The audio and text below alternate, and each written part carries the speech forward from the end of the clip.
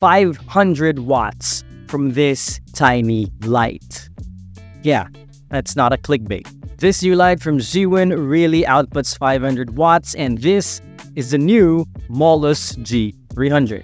But before we talk about this, if you're new to the channel, hi, my name is Nico. I create videos about camera gear, audio equipment, and content creation gear. So if you are into that, please highly consider subscribing to the channel. Now, I'm not a professional photographer or videographer. I'm a content creator.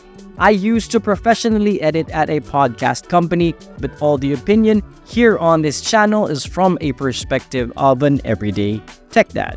Now, let's get back to this Molus G300. Now, the Molus G300, you can say, is the successor to the Molus G200, which Zhiyun released last year and which I'm actually using right now. And the Molus G200 is a 200-watt light which has a max mode that makes it a 300-watt light. Now, the G300 is a 300-watt light, and when put into that same max mode, you get 500 watts power from this light. And the same features that I love from the G200 are still present here in the G300, like the separate control box, which I really love, as you can, mount your light high up into the air and not use any app to control the light, because it has a separate control box where, for me, I really prefer the more tactile controls of the control box as opposed to controlling your light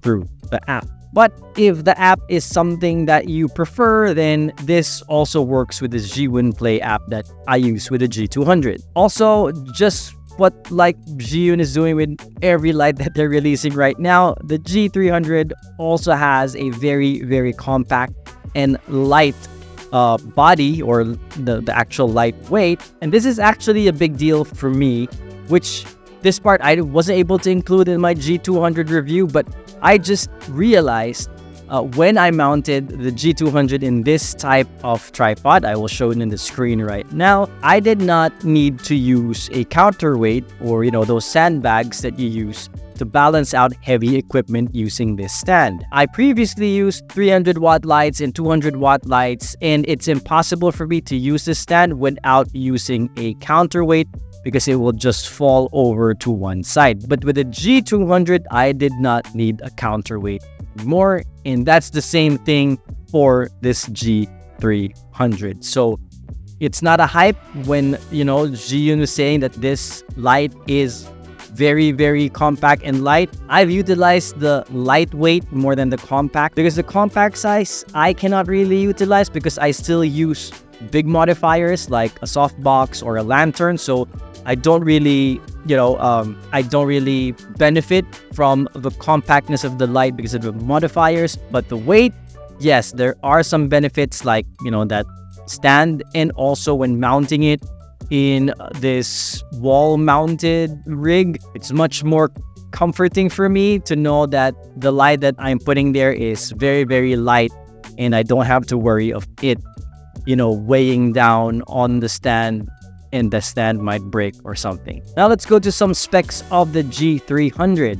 This light has a peak illuminance of 15,500 lux at 1 meter distance in the 300-watt mode without a reflector. And when you put it at its max mode at 500 watts, it has a peak illuminance of 20,300 lux, again at a 1 meter distance. Now, when you compare that to the G200 in its normal mode at 200 watts has a peak illuminance of 9,460 lux. And when you put it in max mode at 300 watts, it has a 3,800 lux peak illuminance, again at 1 meter distance. So you can see the difference of these two lights. So this is definitely an upgrade if you really need that power when it comes to light out.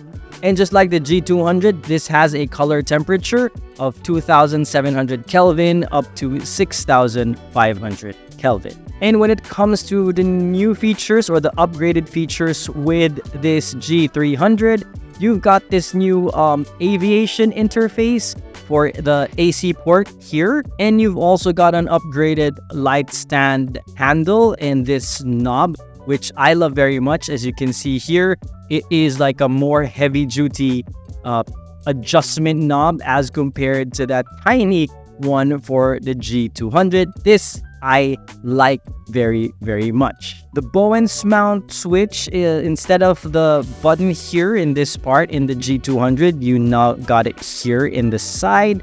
For me, it's not really a big deal. Looks better in my opinion, but functionally, I don't mind either or. They also added a light grip here for like better handling if you are transporting these lights instead of holding it like on the body or in the light stand grip. You now got a light stand, which I really appreciate.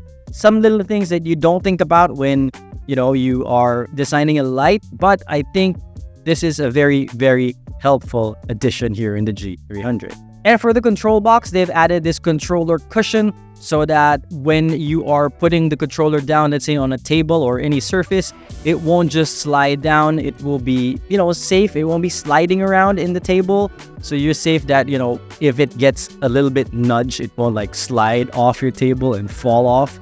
So that's, again, another tiny feature that Zhiyun, I think, nailed it in this new G300 light.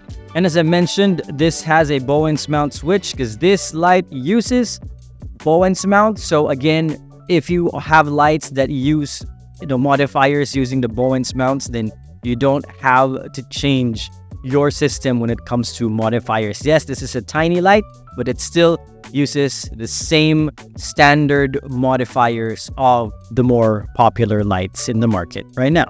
And with it being, a 300 watt light, and at sometimes you can go push it to 500 watts, this is definitely a pro level light in my opinion. But the equipment that you would require for this, like the light stands, since it's in a weight class of its own, you don't have to, get those really heavy duty light stands when we're talking about like 500 watt lights. My existing stands here in the studio, which I used for my 150, 180, 300 watt lights, are more than enough for this new 500 watt light that I have here. So now it's time to put this light to the test and see how bright this light can go. Right now, I'm using the G200 only at 50% of the output of the 200 watt light. My settings are here. It's 1/50, f1.8, ISO at 160.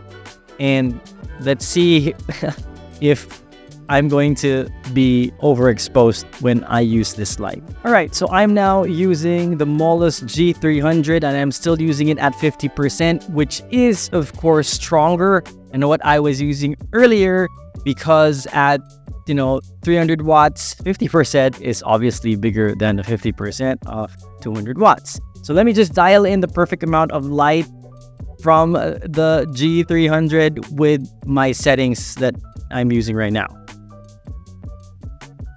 So this is 25% from the Molus G300, and I think looking at my screen right now, this is the correct amount of light to be used when using my settings right here.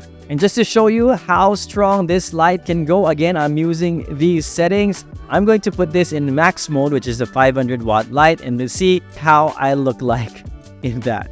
And I am now in max mode. This is 500 watts, obviously overexposed, and yeah, but still, you can use 500 watts in obviously darker scenarios, darker situations, probably outdoors at night.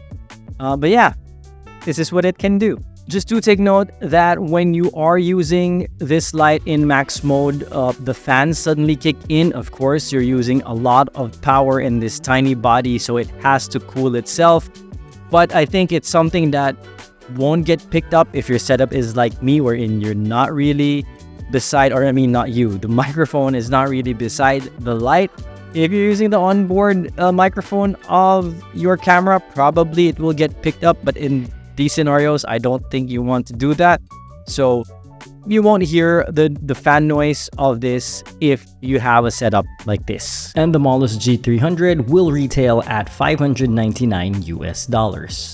So that is it for this video. I'm going to continue to use and test out this light in the coming weeks. So if you have any questions that I haven't tackled here, I haven't discussed, please do send it in the comments section below and I'll answer it probably in the next video, or probably create short videos just to answer your questions. And if you want to watch more videos about camera gear, audio equipment, content creation stuff, please do check out my other videos here.